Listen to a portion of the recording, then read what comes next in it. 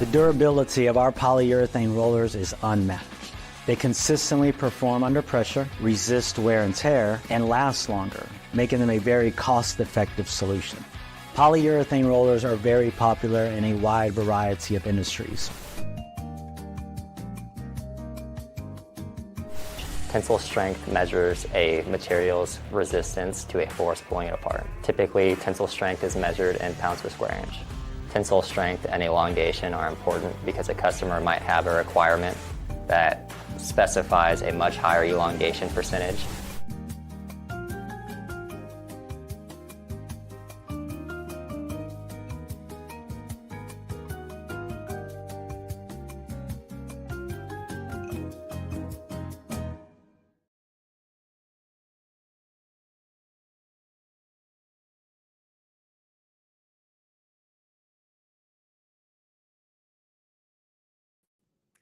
Hello, my name is Richard Manson, and I'm Vice President of PSI Urethanes. And I've been working for PSI for 47 years. Today we're going to talk about the most frequently asked questions about urethane. But before we begin, I want to mention that the information I give you today only pertains to solid castable urethane, like the pieces you see behind me here. It does not apply to urethane foam, urethane paints, urethane glues, or urethane sealants. So with that disclaimer, let's get started. What is polyurethane and how is polyurethane made? Polyurethane is a very tough synthetic rubber.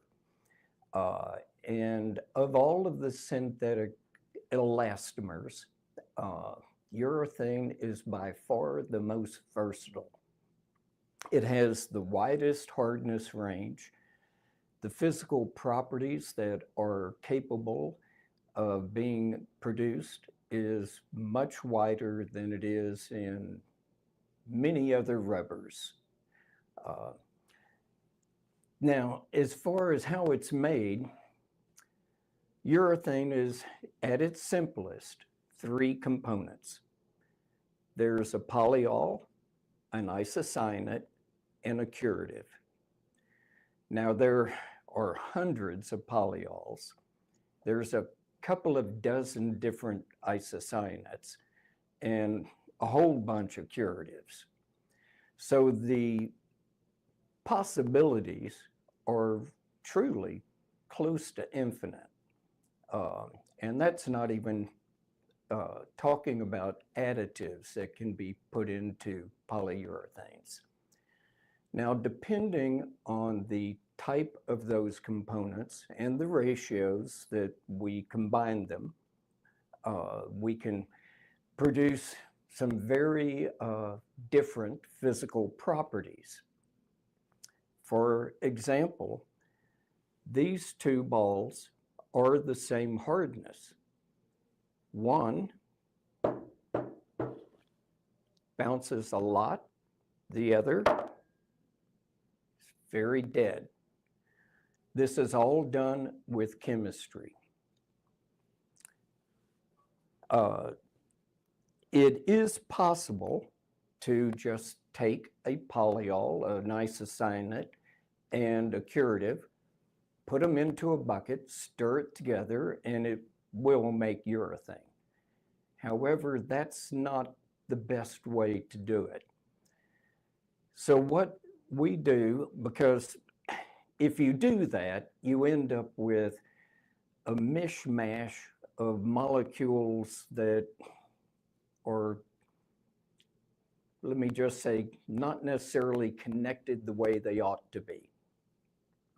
So what we do is we take the polyol, which is like a long spaghetti, stretchy-like molecule, and we react it with the isocyanate. That gives us a reactive end on each end of this polyol that is more receptive to the curative. We take that, which now is called a prepolymer, and we combine it with the curative, then we end up with a very homogeneous, uniform matrix of molecules. And that gives you a better, longer lasting product. What is polyester? What is polyester? Polyester is a polyol. Poly means many. So we have an ester molecule. That's a group of half a dozen or a dozen atoms that have all joined together in a family. Well, they have a reactive end, and you take another ester molecule and you put it on the end of it, and then another, and you can make this molecule as long as you want to make it. That's actually denoted by what we call molecular weight. You can make this any length you want, and that's what imparts the stretchiness and flexibility of urethane. What is polyether? What is polyether? Polyether is also a polyol. Again, you can make it any length you want. There are, I should have mentioned, many different types of polyester, and there are a few types of polyethers. What are the differences between polyester and polyether? What are the differences between polyether and polyester? Well, polyester gives us a little tougher material, a little harder to cut or tear or abrade, and it will give us less compression set. Polyethers give us much more rebound, bouncier. They work better in low temperatures, and they're also much less susceptible to absorbing water. So in wet applications, we tend to go with an ether. What are MDI and TDI? What are MDI and TDI? They are the two most common isocyanates in castable urethane. I would certainly guess they comprise 90 to 95% of all of the castable urethane produced. MDI is methylene diphenyl diisocyanate, and that's a mouthful, so we like to call it MDI. TDI is toluene diisocyanate. What are the differences between MDI and TDI? What are the differences between MDI and TDI? MDIs work better in lower temperatures, and when I say low temperatures, I'm talking minus 30 Fahrenheit or below. TDIs tend to work a little better in hotter environments than an MDI would. And when I say hot, I'm talking 180 Fahrenheit to maybe 250. MDIs will give you a little more bounce, a little more rebound. TDIs give you less compression set. What is the difference between thermoplastic polyurethane and thermoset polyurethane? What is the difference between thermoplastic urethane and thermoset urethane? There's a lot of differences. First of all, a thermoplastic is a material that you can melt and inject into a mold, and when it cools, you have your part. Thermoset is a mixture of chemicals, and when it reacts, It gives you your part. You cannot melt it down and reform it. Thermoplastic actually is a urethane, a cured urethane that is then ground up, put into pellet form, and put into an injection molding machine where it's, again, remelted and formed into whatever your product is. The big physical differences are, well, of course, a thermoplastic in a hotter environment is going to get soft and weak. Also, you lose a lot of compression set. There's not much rebound. Now, don't get me wrong, thermoplastic urethane has its place in the marketplace, but it is not the most tear and abrasive, tough applications.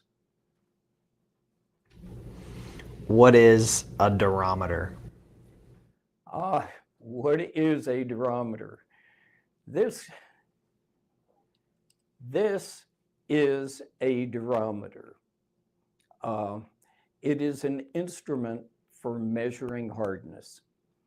Now, everybody also tends to say that this piece is a 40 durometer. That actually is a misnomer. It should be this piece registers 40A. The durometer we have a spring inside of this cylinder and a pin on the bottom. And what it does is, as we put it on a piece and press it down flat on the foot, it shows us a number. That is a way of measuring the hardness of this piece.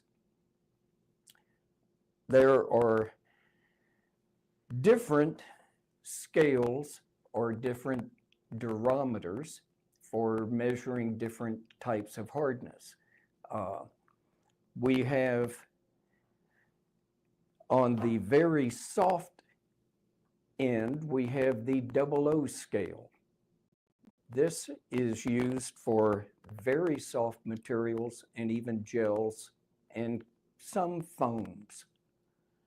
PSI does make solid castable urethane that is measured on the 00 scale. Most elastomers are on the A scale.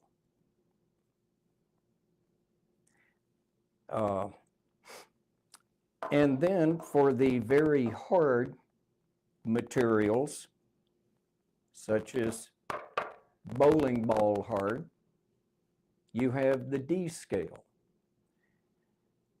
The D scale, you actually are supposed to put 10 pounds of pressure on it in order to get the pin all the way down into the sample.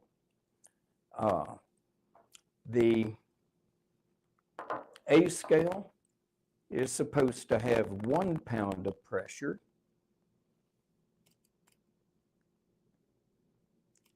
And the 00 scale is simply the weight of the instrument itself.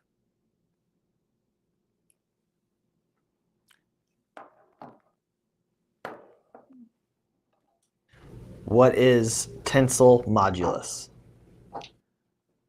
What is tensile modulus? It is one of the many ASTM tests that we do to compare different formulations or different elastomers to each other. The tensile modulus is measured by taking a dog bone, as we call it. Again, this This dog bone is specified by ASTM, that's the American Society of Testing and Materials. And they have testing methods that are very precise, and that way you can compare apples to apples. This dog bone has to be exactly this shape. It has to be within a small range of thickness. It is then put into a tensile testing machine. This machine pulls the dog bone at a very even rate at 20 inches per minute. And it records the amount of force needed to stretch this material. It will do that up to the point where it breaks. It, of course, is connected to a computer that puts out an entire graph of this force that's needed. So tensile modulus is the force necessary to stretch a material a particular percentage. What we generally specify or note is the 100% elongation and the 300%. What is tensile strength and ultimate tensile strength? What is tensile strength and ultimate tensile strength? They are the same thing. It is when this dog bone breaks. It's the force that it took to break that particular piece. The tensile modulus and tensile strength give us a good idea of the stretchiness and the toughness of a material. What is tear strength? What is tear strength? Well, this is another ASTM test that's done on the same tensile pulling machine. It uses a different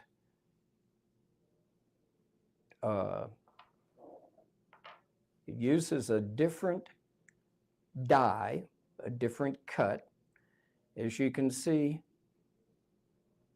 this is put into the tensile testing machine and pulled this way, and the force needed to make it tear through this little bit of space here is then recorded as split tear.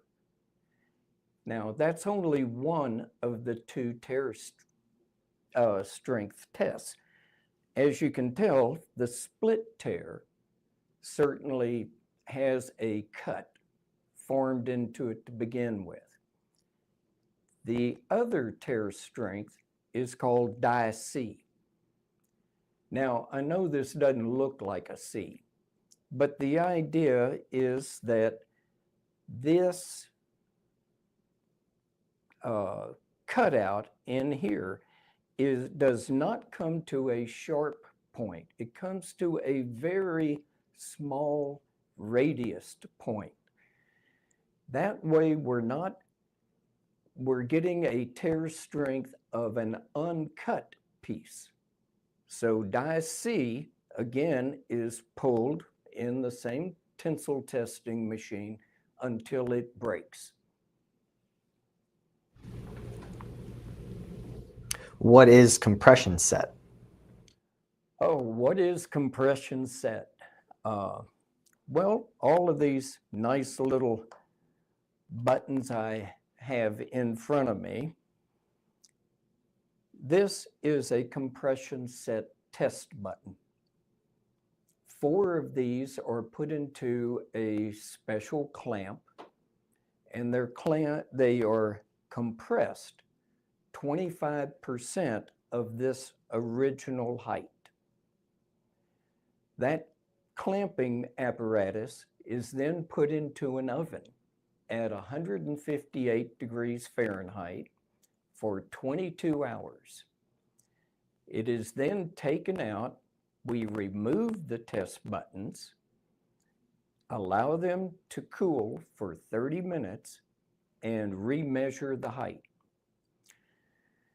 And the amount of thickness that did not come back, that was permanently deformed, is called compression set. Now, we have on this, we have a compression set of 16%. That does not mean that your part has been compressed or permanently deformed by 16%.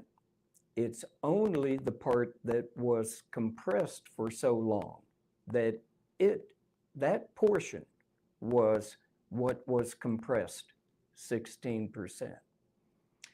In other words, another way to explain this is if I have a piece that's 100 units tall, we compress it 25% down to 75 units.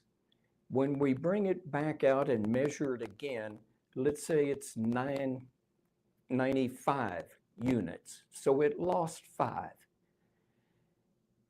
That is a compression set of 20% because 5 is 20% of 25.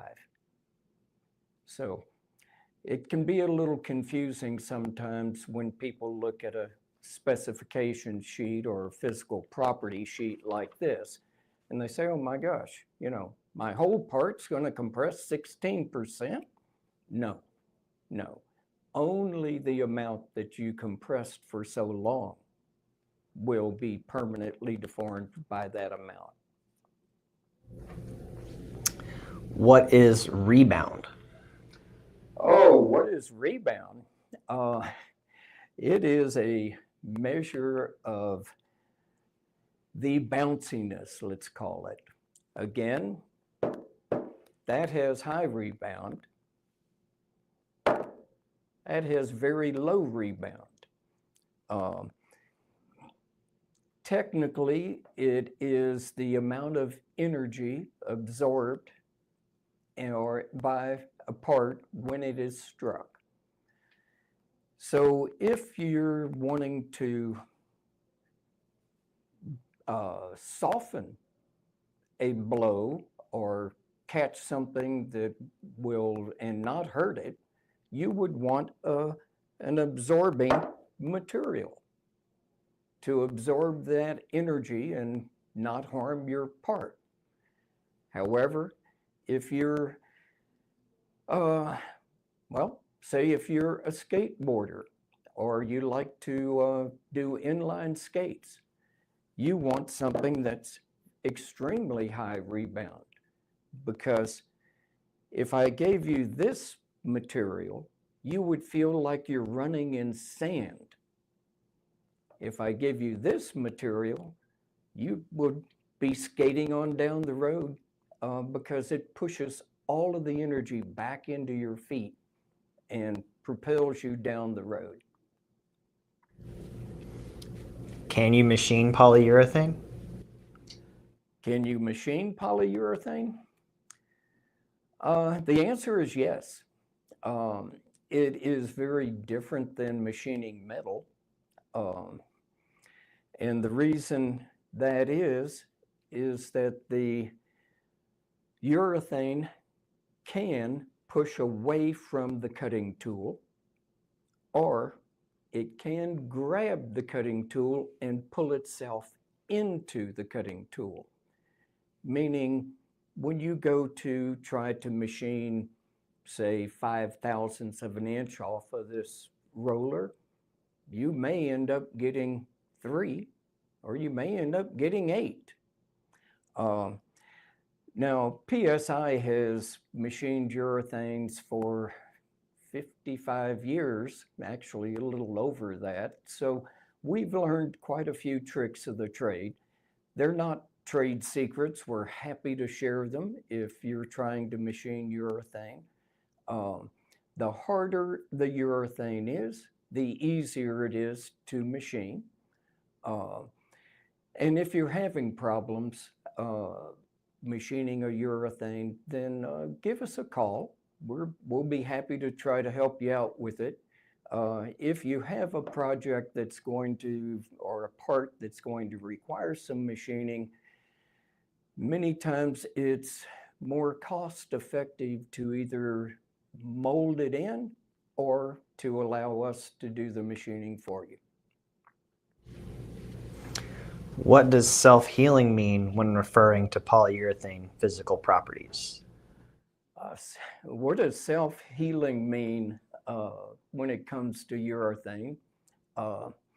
Self-healing is a very interesting phenomenon because it does not happen with all elastomers. Matter of fact, happens with very few. If I have a urethane bowl, I can take an ice pick and punch a couple of holes through it, and it'll still hold water. The reason is because self-healing means that it wants to come back and stick together again after being cut. Now, why is this important to us? It comes into play a lot with cutting tables. We make a lot of tabletops for people who are cutting materials on it. Urethane's a very good cutting board. It's also used in what's called cutting bars. This is used in cutting paper for magazines, copy paper machines, everything. You have a roll of paper coming along. You have knives that chop it. We make little square bars that when they destroy one side, they stop the machine, flip it over, and they have 4 different cutting surfaces on it. This is usually done with very high speed cutting. What is coefficient of friction, and how would you achieve a low or high coefficient in polyurethane? What is coefficient of friction, and how would we achieve a high and a low, or a low coefficient of friction? Well, coefficient of friction is the force necessary to have a piece slide on a particular surface. When it comes to actual testing, the most common surfaces are concrete, steel, and glass. Generally,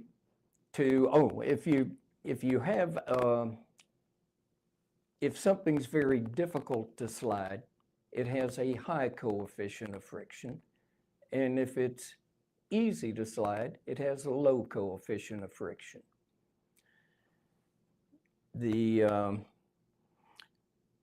general, the softer a material is, the higher the coefficient of friction, and the harder a material is, the lower the coefficient of friction. What applications might require a low coefficient of friction?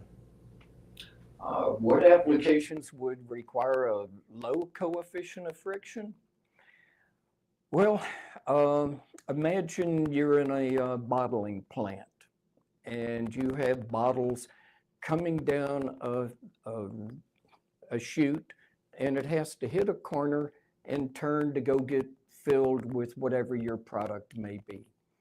Well, that corner, the glass bottles will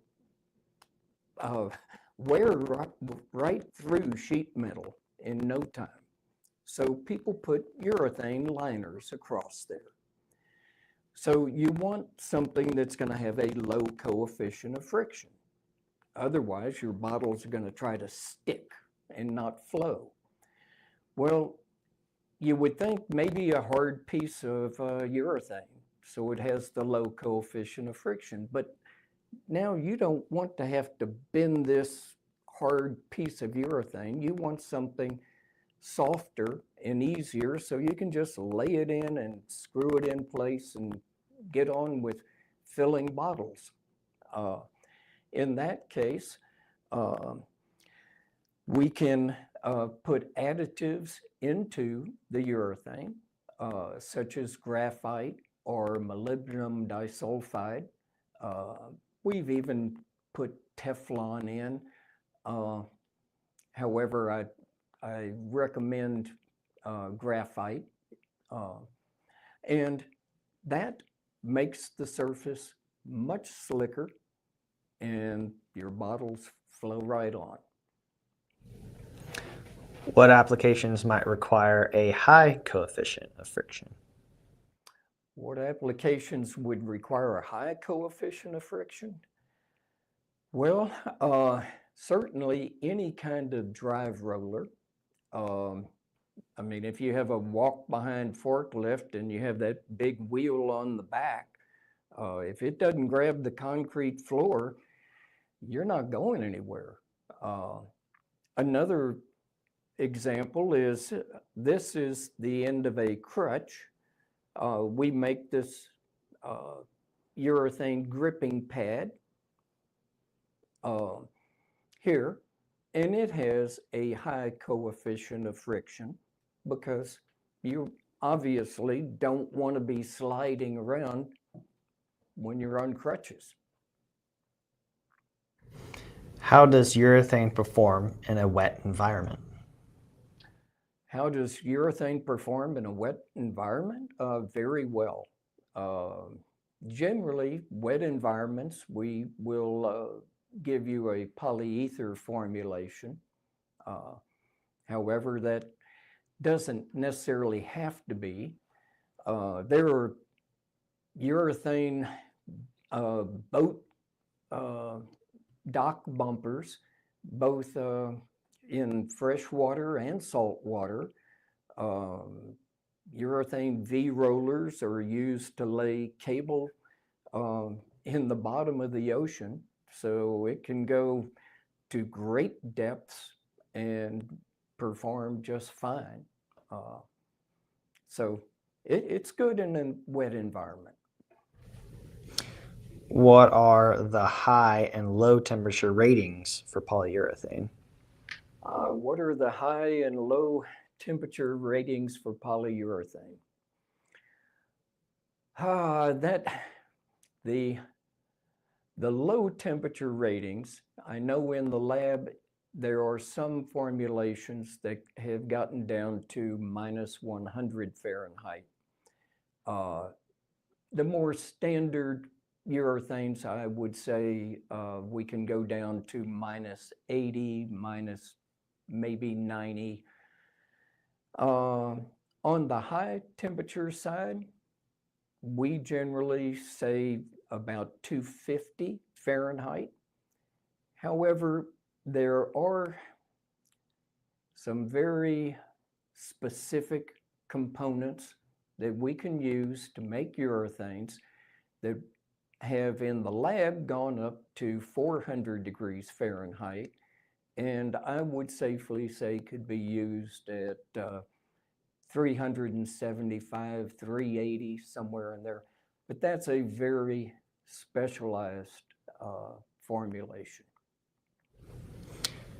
Is polyurethane chemically resistant? Is polyurethane chemically resistant? Yes, it is. To most all chemicals, but it all depends on what chemical it is, what is the concentration of that chemical, how long are you going to leave it in contact with the urethane, and what temperature is this environment. For example, again, if we have the cutting table, cutting bar or cutting surface on a table, and people are using, let's say, some kind of ink to outline what they want. Now they want to clean that cutting table surface. So they take isopropyl alcohol and they wipe it all down. That is not even going to begin to affect urethane. Not a problem at all.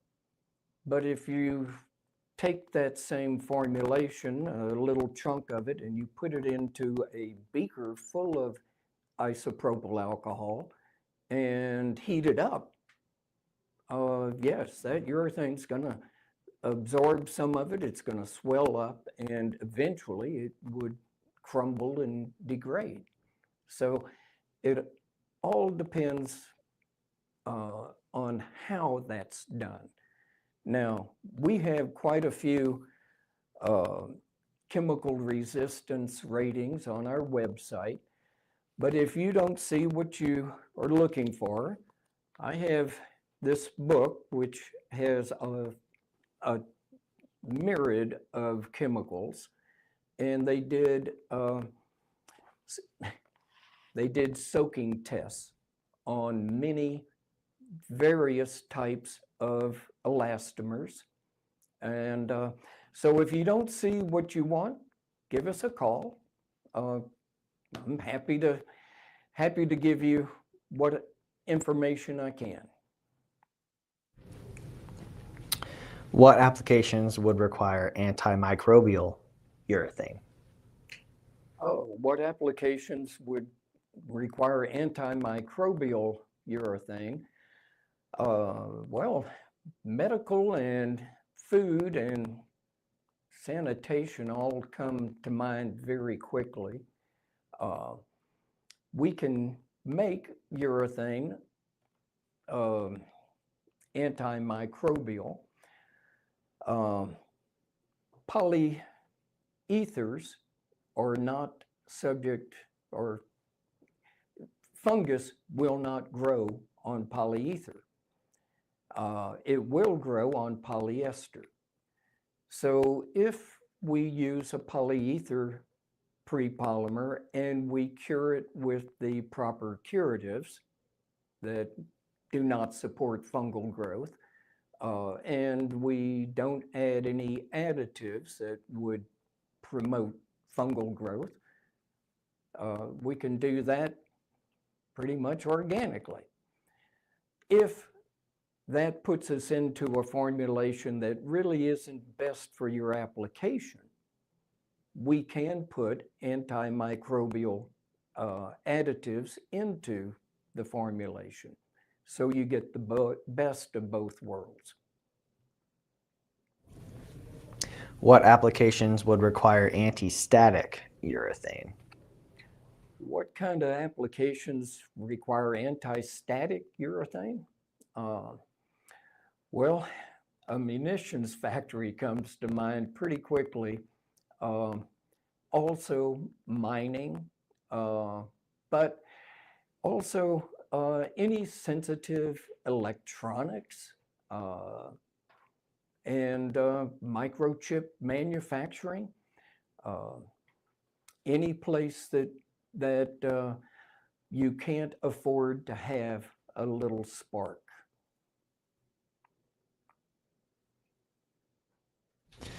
All right, this is the last question. How would you achieve flame resistance within a urethane part, and why is it important? Okay, how would you achieve flame resistance in a urethane, and why is it important?